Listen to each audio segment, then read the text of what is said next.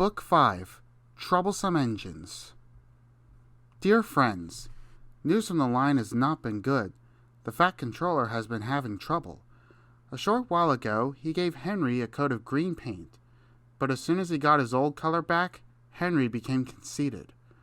Gordon and James too have been getting above themselves.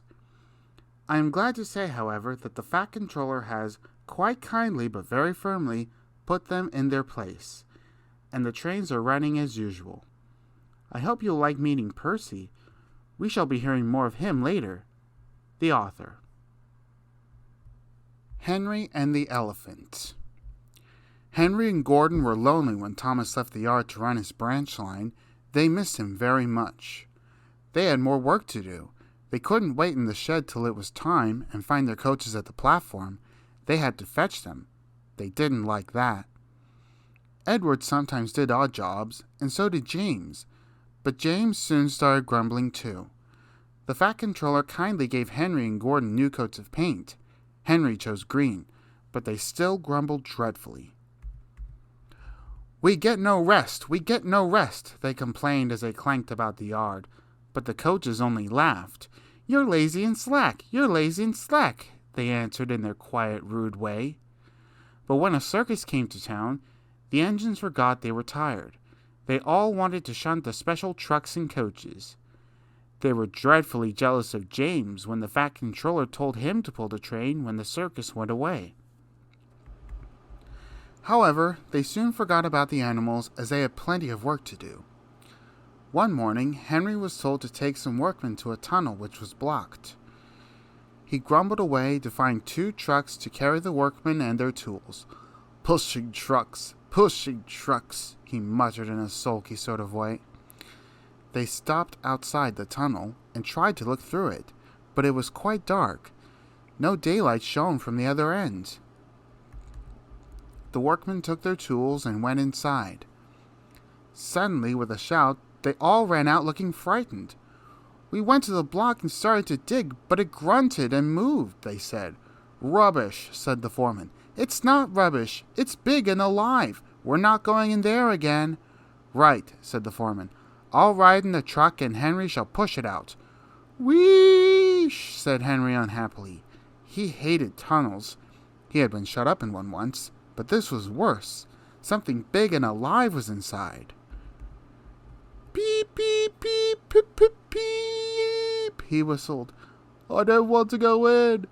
"Neither do I," said his driver, "but we must clear the line." Oh dear," puffed Henry as they slowly advanced into the darkness. Bump! Henry's driver shut off steam at once. "Help! Help! We're going back!" wailed Henry, and slowly moving out into the daylight came first Henry, then the trucks, and last of all, pushing hard and rather cross, came a large elephant. "Well, I never did," cried the foreman. "It's an elephant from the circus." Henry's driver put on his brakes, and a man ran to telephone for the keeper. The elephant stopped pushing and came towards them. They gave him some sandwiches and cake, so he forgot he was cross and remembered he was hungry. He drank 3 buckets of water without stopping, and was just going to drink another when Henry let off steam. The elephant jumped and whoosh! He squirted the water over Henry by mistake. Poor Henry. When the keeper came, the workmen rode home happily in the trucks, laughing at their adventure. But Henry was very cross. "An elephant pushed me. An elephant whooshed me," he hissed. He was sulky all day, and his coaches had an uncomfortable time. In the shed, he told Gordon and James about the elephant, and I am sorry to say that instead of laughing and telling him not to be silly, they looked sad and said, "You poor engine, you have been badly treated." Tenders and turntables. The big stations at both ends of the line each have a turntable. The Fat Controller had them made so that Edward, Henry, Gordon, and James can be turned round. It is dangerous for tender engines to go fast backwards. Tank engines like Thomas don't need turntables. They can go just as well backwards as forwards.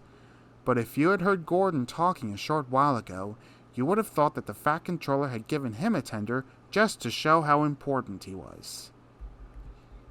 "You don't understand, little Thomas," said Gordon. "We tender engines have a position to keep up. You haven't a tender, and that makes a difference. It doesn't matter where you go, but we are important, and for the Fat Controller to make us shut trucks, fetch coaches, and go on some of those dirty sidings, it's not the proper thing." And Gordon puffed away in a dignified manner. Thomas chuckled and went off with Annie and Clarabelle. Arrived at the terminus, Gordon waited till all the passengers had got out. Then, groaning and grumbling, he shunted the coaches to another platform. "Disgraceful! Disgraceful!" he hissed as he ran backwards to the turntable. The turntable was in a windy place close to the sea. It was only just big enough for Gordon, and if he was not on it just right, he put it out of balance and made it difficult to turn. Today, Gordon was in a bad temper, and the wind was blowing fiercely. His driver tried to make him stop in the right place. Backwards and forwards they went, but Gordon wasn't trying. At last, Gordon's driver gave it up. The fireman tried to turn the handle, but Gordon's weight and the strong wind prevented him. The driver, some plate layers, and the fireman all tried together. "It's no good," they said at last, mopping their faces. "Your tender upsets the balance. If you were a nice tank engine, you'd be all right. Now you'll have to pull the next train backwards." Gordon came to the platform. Some little boys shouted, "Come on, quick! Here's a new tank engine!" "What a swizz!" they said when they came near. "It's only Gordon back to front." Gordon hissed emotionally. He puffed to the junction. "Hello," called Thomas. "Playing tank engines? Sensible engine. Take my advice, scrap your tender and have a nice bunker instead." Gordon snorted, but didn't answer. Even James laughed when he saw him. "Take care," hissed Gordon. "You might stick too." "No fear," chuckled James. "I'm not so fat as you." "I mustn't stick," thought James anxiously, as he ran to the turntable later. He stopped on just the right place to balance the table. It could now swing easily. His fireman turned the handle. James turned, much too easily. The wind puffed him round like a top. He couldn't stop. At last the wind died down and James stopped turning, but not before Gordon, who had been turned on the loop line, had seen him. "Well, well," he said, "are you playing roundabouts?" Poor James, feeling quite giddy, rolled off to the shed without a word. That night the three engines had an indignation meeting. "It's shameful to treat tender engines like this. Henry gets hooshed by elephants. Gordon has to go backwards and people think he's a tank engine. James spins round like a top and everyone laughs at us. And added to that, the Fat Controller makes us shunt in dirty sidings. Ugh," said all three engines together. "Listen," said Gordon. He whispered something to the others. "We'll do it tomorrow. The Fat Controller will look silly." Trouble in the Shed. The Fat Controller sat in his office and listened. The Fat Controller frowned and said, "What a nuisance passengers are! How can I work with all this noise?" The station master knocked and came in, looking worried. "There's trouble in the shed, sir. Henry is sulking. There is no train, and the passengers are saying this is a bad railway." "Indeed," said the Fat Controller. "We cannot allow that. Will you quieten the passengers, please? I will go and speak to Henry." He found Henry, Gordon, and James looking sulky. "Come along, Henry," he said. "It is time your train was ready." "Henry's not going," said Gordon rudely. "We won't shunt like common tank engines. We are important tender engines. You fetch our coaches and we will pull them. Tender engines don't shunt." And all three engines let off steam in a cheeky way. "Oh, indeed," said the Fat Controller severely. "We'll see about that. Engines on my railway do as they're told." He hurried away, climbed into his car, and drove to find Edward. The yard has never been the same since Thomas left, he thought sadly. Edward was shunting. Leave those trucks, please, Edward. I want you to push coaches for me in the yard. Thank you, sir. That will be a nice change. That's a good engine, said the Fat Controller kindly. Off you go, then. So Edward found coaches for the 3 engines, and that day the trains ran as usual. But when the Fat Controller came next morning, Edward looked unhappy. Gordon came clanking past, hissing rudely. Bless me, said the Fat Controller. What a noise! They all hiss me, sir, answered Edward sadly. They say tender engines don't shunt, and last night they said I had black wheels. I haven't, have I, sir? No, Edward, you have nice blue ones, and I'm proud of you. Tender engines do shunt, but all the same you'd be happier in your own yard. We need a tank engine here. He went to an engine workshop, and they showed him all sorts of tank engines. There were big ones and little ones. Some looked happy, and some sad, and some looked at him anxiously, hoping he would choose them. At last he saw a smart little green engine with 4 wheels. That's the one, he thought. If I choose you, will you work hard? Oh, sir, yes, sir. That's a good engine. I'll call you Percy. Yes, sir, thank you, sir, said Percy happily. So he bought Percy and drove him back to the yard. Edward, he called, here's Percy. Will you show him everything? Percy soon learned what he had to do, and they had a happy afternoon. Once Henry came by hissing as usual. Whee! Said Percy suddenly. Henry jumped and ran back to the shed. How beautifully you wheeshed him, laughed Edward. I can't wheesh like that. Oh, said Percy modestly, that's nothing. You should hear them in the workshop. You have to wheesh loudly to make yourself heard. Next morning, Thomas arrived. The Fat Controller sent for me. I expect he wants help, he said importantly to Edward. Shh, shh, here he comes. Well done, Thomas. You've been quick. Listen, Henry, Gordon, and James are sulking. They say they won't shunt like common tank engines. So I have shut them up, and I want you both to run the line. Common tank engines, indeed, snorted Thomas. We'll show them. And Percy here will help too, said the Fat Controller. Oh, sir, yes, sir, please, sir, answered Percy excitedly.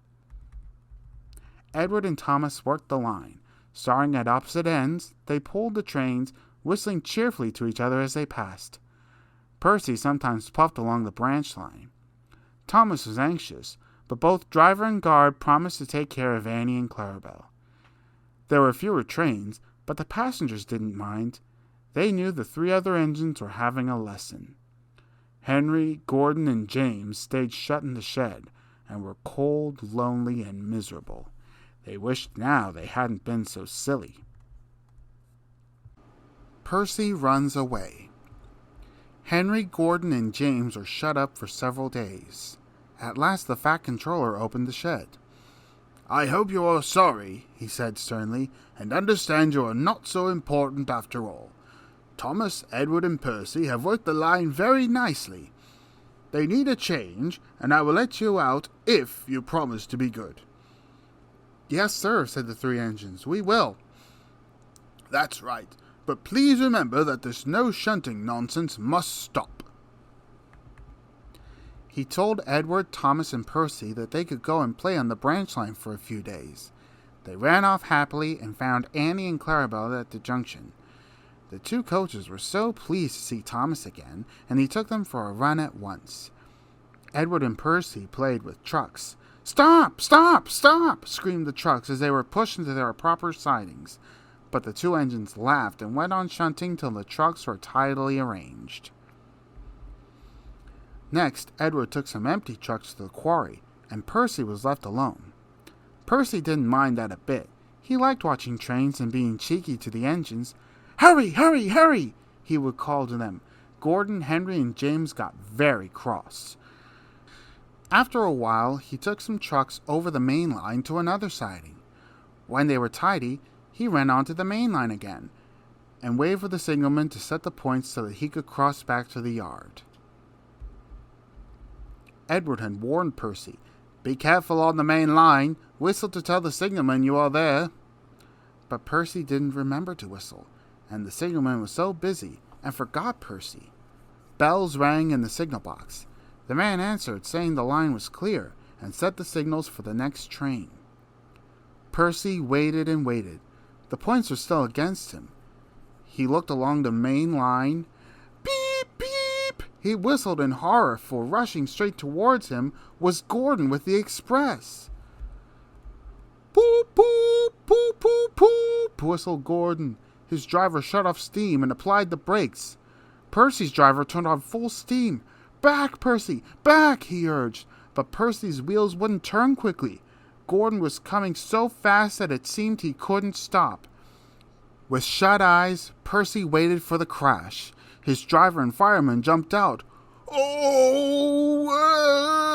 groaned Gordon. "Get out of my way!" Percy opened his eyes. Gordon had stopped with Percy's buffers a few inches from his own. But Percy had begun to move. "I won't stay here, I'll run away," he puffed. He was soon clear of the station and running as fast as he could. He went through Edward's station whistling loudly, and was so frightened that he ran right up Gordon's Hill without stopping. He was tired then and wanted to stop, but he couldn't. He had no driver to shut off steam and to apply the brakes. "I shall have to run till my wheels wear out," he thought sadly. "Oh dear, oh dear." "I want to stop, I want to stop," he puffed in a tired sort of way. He passed another signal box. "I know just what you want, little Percy," called the man kindly. He set the points, and Percy puffed wearily onto a nice empty siding, ending in a big bank of earth. Percy was too tired now to care where he went. "I want to stop, I want to stop. I have stopped," he puffed thankfully, as his bunker buried itself in the bank. "Never mind, Percy," said the workman as they dug him out. "You shall have a drink and some coal, and then you'll feel better." Presently Gordon arrived. "Well done, Percy. You started so quickly that you stopped a nasty accident." "I'm sorry I was cheeky," said Percy. "You were clever to stop." Percy now works in the yard and finds coaches for the trains. He is still cheeky because he is that sort of engine, but he is always most careful when he goes on the main line.